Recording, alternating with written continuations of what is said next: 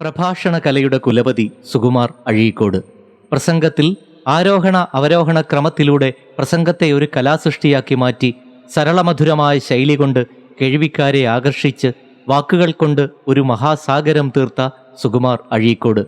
ശാന്തമായി തുടങ്ങി പിന്നെ ആവേശത്തിൻ്റെ കൊടുങ്കാറ്റുകൾ സൃഷ്ടിച്ച അഴീക്കോടിൻ്റെ ശബ്ദം മുഴങ്ങാത്ത ഇടങ്ങൾ ഇവിടെയില്ല.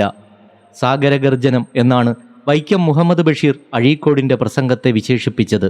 ആരോടും വിധേയത്വം പുലർത്താതെ ധീരതയോടെ നിശിതമായി വിമർശിക്കുന്ന സുകുമാർ അഴീക്കോട് കേരളത്തിൻ്റെ സഞ്ചരിക്കുന്ന മനസാക്ഷി എന്ന വിശേഷണവും അദ്ദേഹത്തിന് ലഭിച്ചു. അനീതിക്കും അക്രമത്തിനും അനാചാരങ്ങൾക്കും അന്ധവിശ്വാസങ്ങൾക്കുമെതിരെ പോരാടിയ ഒരു മഹാമനീഷി. 2012 ജനുവരി 24 ആ സാഗരഗർജനം നിലച്ചു. മലയാളി പലവട്ടം ഇങ്ങനെ ചിന്തിച്ചിട്ടുണ്ട്. അത് തീർച്ച. സുകുമാർ അഴീക്കോട് ഇന്നുണ്ടായിരുന്നെങ്കിൽ